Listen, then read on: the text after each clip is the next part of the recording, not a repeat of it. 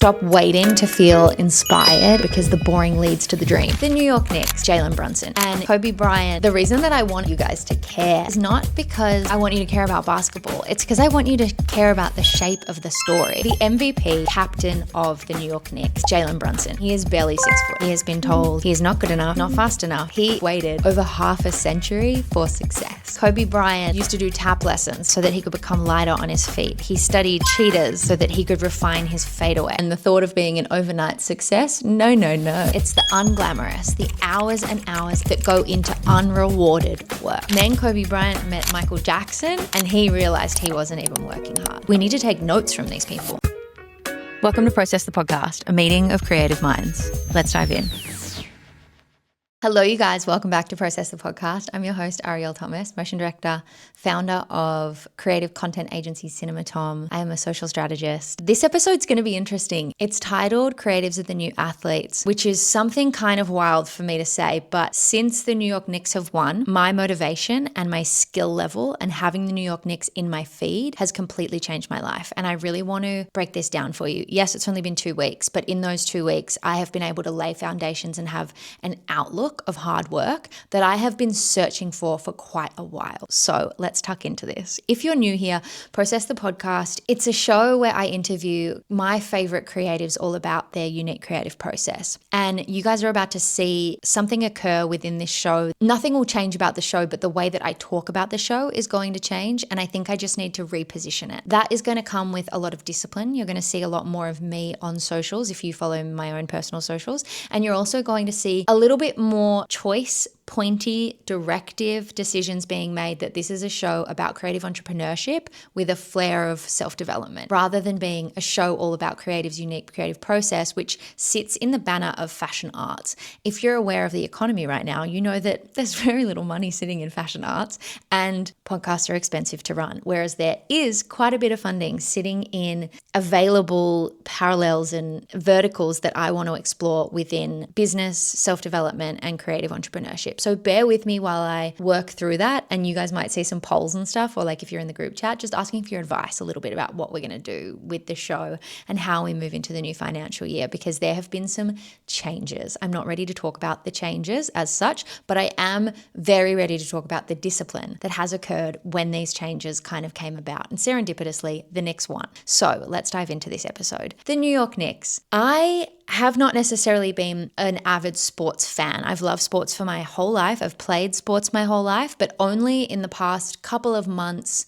really have I understood the power of what sports can really do as a creative, and why I think that creatives need to work and think like athletes now to get ahead with all the AI slop that's coming our way. The New York Knicks, I went and saw them play in Madison Square Garden in December, and it was so much fun. The game is really like on the edge of your seat. Anything can happen. Like you think that somebody's going to win, and then all of a sudden somebody scores a 3-pointer, and then it's the game over, and then the whole stadium erupts, and like it can be very neck and neck, which is very thrilling for sports like that. I find it really fun to watch. But the reason that this firstly activated the whole city, I'm not sure if you guys saw it on your algorithms, but New York and the New York Knicks have not won a championship since 1973. That's 53 years. Some grandparents alive today were kids when that happened. So in terms of patience and the parallels that creatives need and the thought of being an overnight success, no.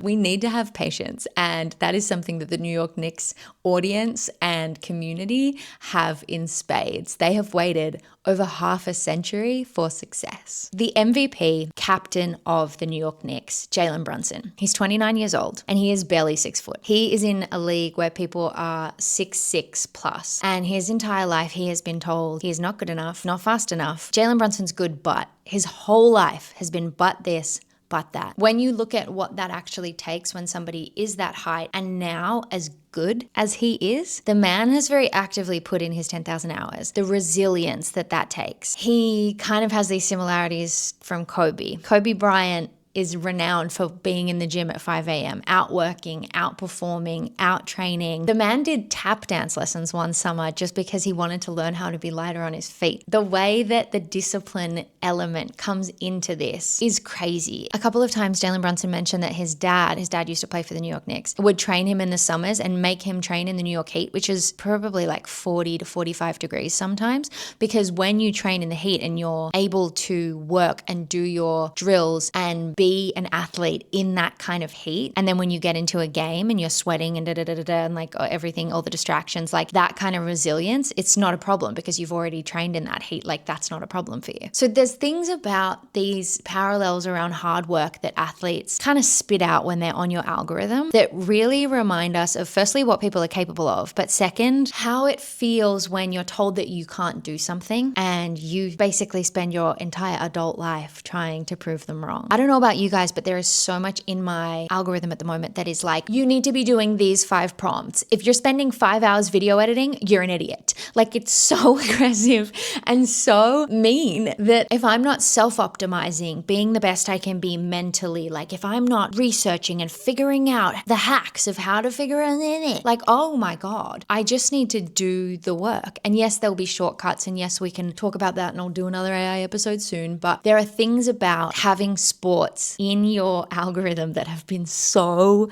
healthy for me. Oh my God. The reason that I want to instill you guys to care about this story and why basketball or sports kind of need to matter to us as creatives is not because I want you to care about basketball. It's because I want you to care about the shape of the story. It's the unglamorous, the hours and hours and hours that go into unrewarded work, which is kind of in that parallel, I guess, of what we see being creatives, where we write pitch decks, don't win the job. We post a reel, it gets no views. We send an email, it falls flat. These guys are working so hard and they're working in public, and we don't really get to see that often. And I think that that's where this is really coming from. There are men and women putting in the reps. And now that sports created teams are kind of catching up with content creation, you can see them and you can see them doing it, and you can understand the hard work that goes into all of this. It's a reminder of the fact that nothing is an overnight success. It's staring you in the face that you have to work hard for what you want. Every creative I know, thinking back, my version of that is the emails that I used to send to Baz Luhrmann asking if I could intern for him.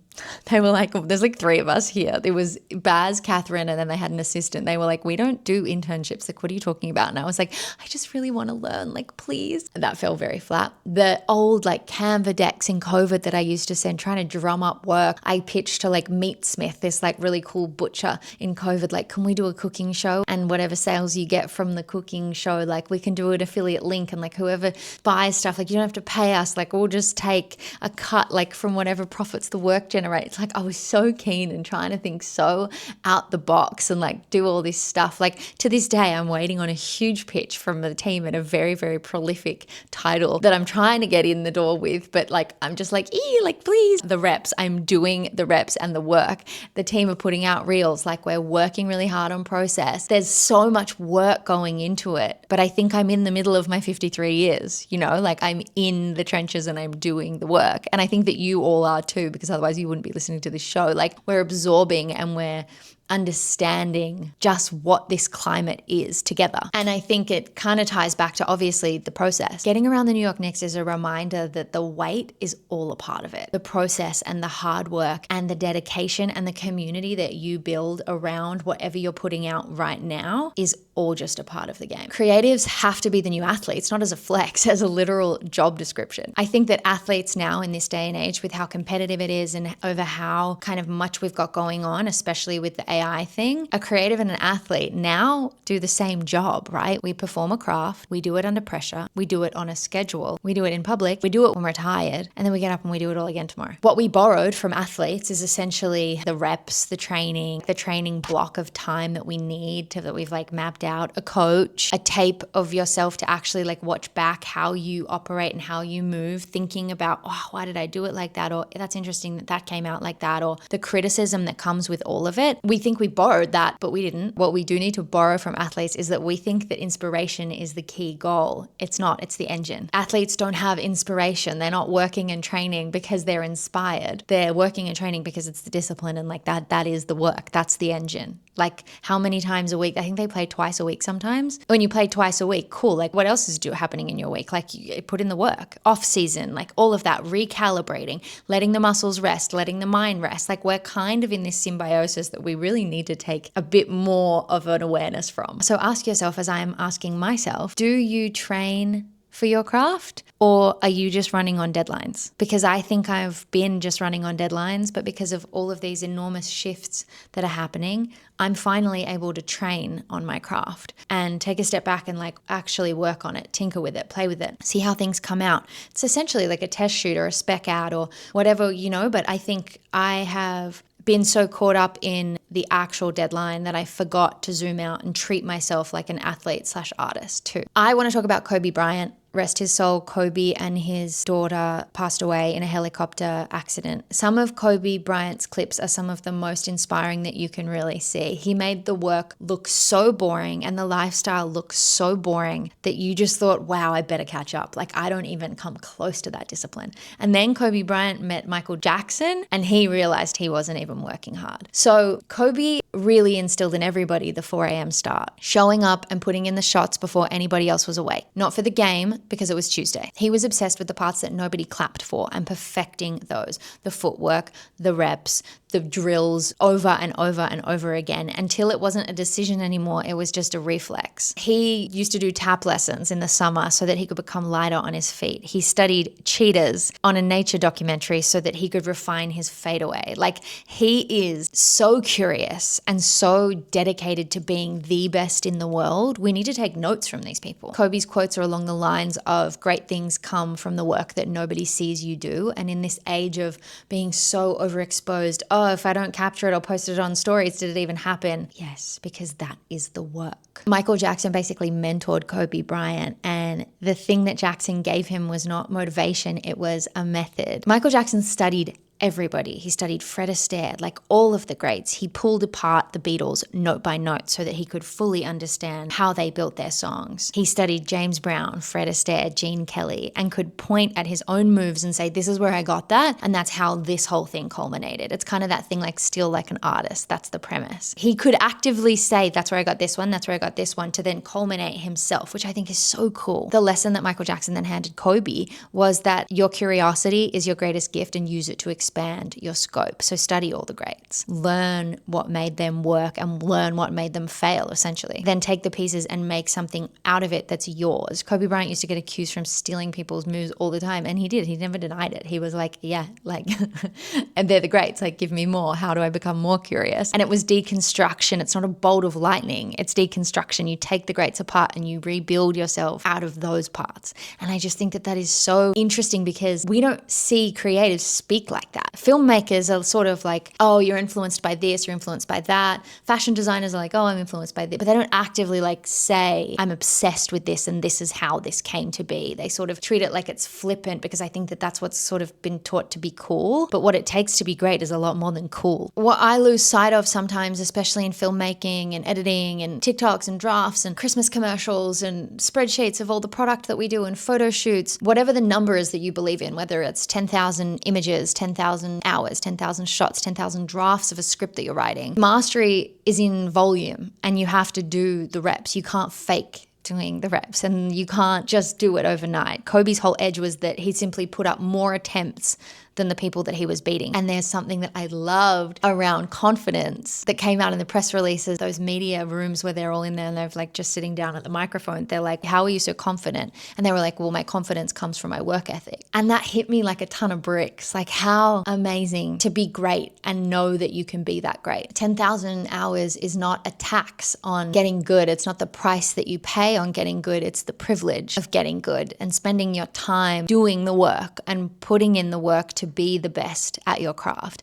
I am so into audacious thinking and speaking and putting it out to the universe and all of that. I'm happy to say I have a dream. A goal feels embarrassing because a goal means that I think it could happen. A dream that this could be the world's biggest creative podcast, the biggest creative entrepreneurship podcast, the best, highest performing, most listens, whatever that actual metric is to be great, to be the best creative podcast in the world. That's going to take more than 130 episodes. That's going to take more than a year of me being in Sydney as opposed to Melbourne. It's going to take more time understanding each episode that performs with data. It's going to take time of me being on the mic more. It's going to take time in conversation, learning the art of conversation and how to steer people, and also look at some of the best conversationalists in the world and understand a little bit more about the artist's insecurities so that I can notice them and we can discuss things that are so beyond surface level easily and with flow. I think I'm getting better, obviously. Like if I listen back to the first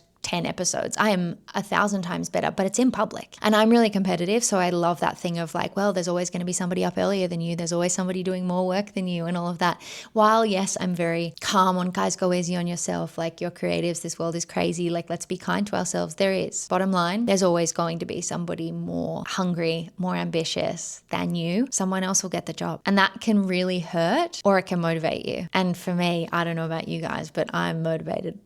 Can you tell? This is what's messing with us all at the moment, is this optimization wave that we're in, the self. Every tool to promise faster this, better, more of this, ideas that you haven't thought about. Every feed that we're seeing, someone's further along than you, somebody's getting where you want to be, optimized, and it's all kind of done to look effortless. None of us feel good, and we're part of this machine because we keep feeding it because it's addictive. It's not that fun. AI says that it can shortcut the output rather than you doing those hours. And I think it is going to build lazy people that don't understand grit. And it's sort of training us to just depend on a little search bot and ask a question and the answer will arrive, rather than critical thinking that we've spent years developing. It can hand you a result, not necessarily a good one, but it can hand you something. But it cannot hand you taste. It cannot hand you real world understanding of context. It cannot hand you reps that make you you. And as a creative, that is the only thing that you have that's different, is you. The danger is not that AI makes bad work. AI is going to steal the very thing that Kobe and the Knicks and Michael Jackson had, which is the willingness and the love to do the unseen work for a very, very, very long time before they received the applause. Let's circle back to that with the Knicks and why this has just become such a phenomenon over the past week, especially for New Yorkers, is that New Yorkers are known for the hard work and the grit, and hard work will get you somewhere.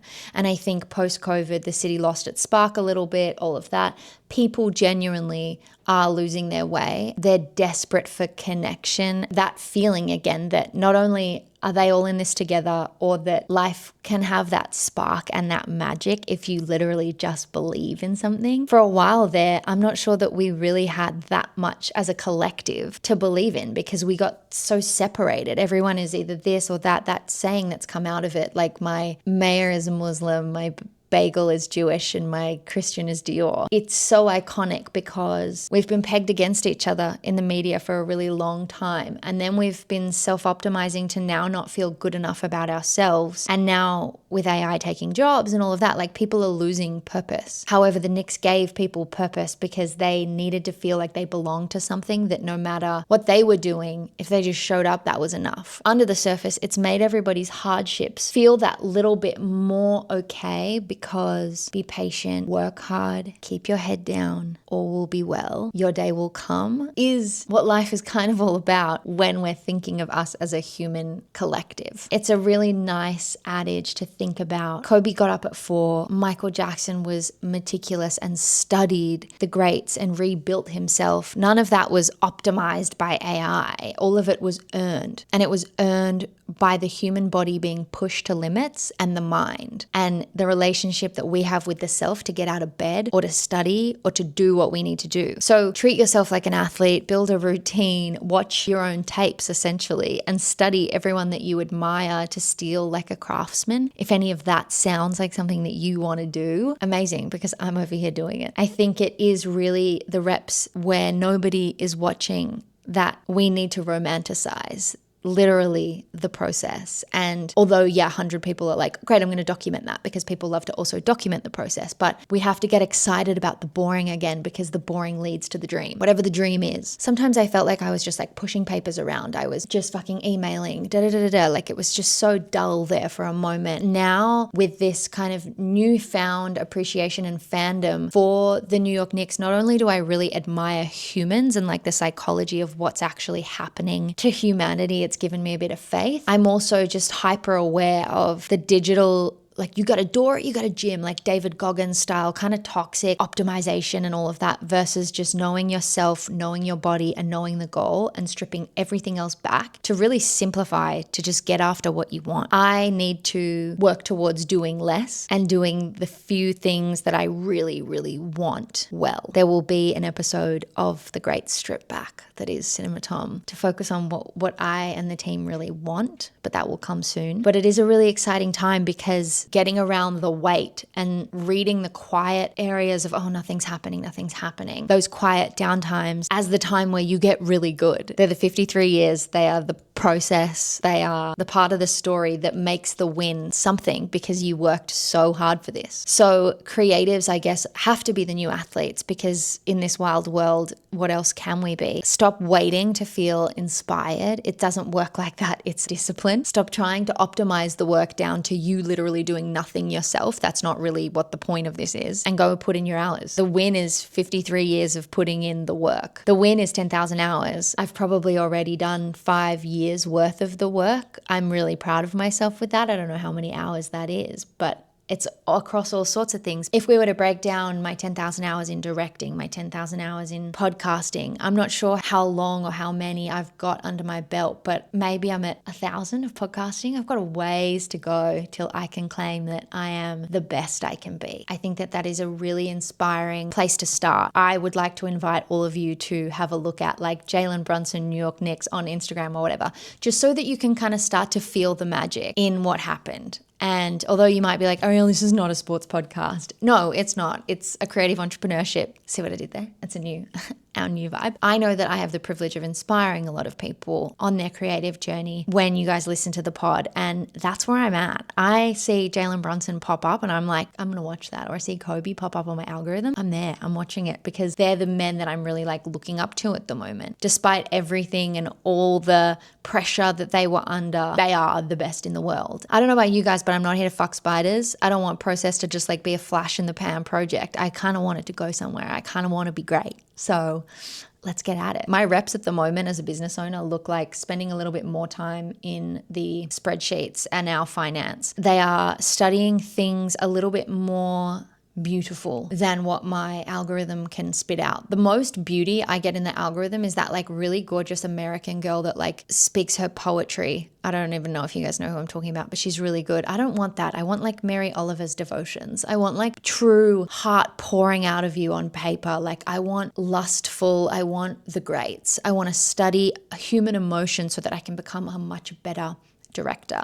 I want to study Parkinson and like all the best moments in interview history so that this can be something incredible. The meetings with my teams, the meetings with clients, they're reps 100% that make me better as an agency owner. I want to give you guys the inspiration that like this is the work. Let's stop trying to romanticize Sunday like cookies and fucking fresh sheets. Like let's romanticize this, the reps, because I think we all need to believe in ourselves again. We all need to believe in each other and the world and humanity a little bit more, just to make this all a little bit more bearable. That is all I've got for you guys this week. Creatives are the new athletes is something that's been on my mind a lot. Virgil Abloh actually said that too. I'm not sure if it originated from him or from somebody else, but this is not new. We knew the work that we had to do, and we have just sort of left it to algorithmic, Pinterest, inspiration when it strikes style work. No. Do you think they wanted to get up at 4? Do you think they wanted to keep going and working out after the gym, after the reps? Like, no, but they did, because that's what it takes to be great. I hope that that's inspired you. Hit that follow button or subscribe button, depending on where you're actually watching this or listening to it. Process is still a baby, and we are working so hard to learn and be great. If this episode inspired you, please send me a DM at Process the Podcast, because I would love to hear from you. I do Petits every 3rd episode, which is like where I just get on the mic and yap. But this is something that's fully changed my trajectory and really given me the kick up the bum that I need. I hope that you guys love it. I'll see you next Tuesday.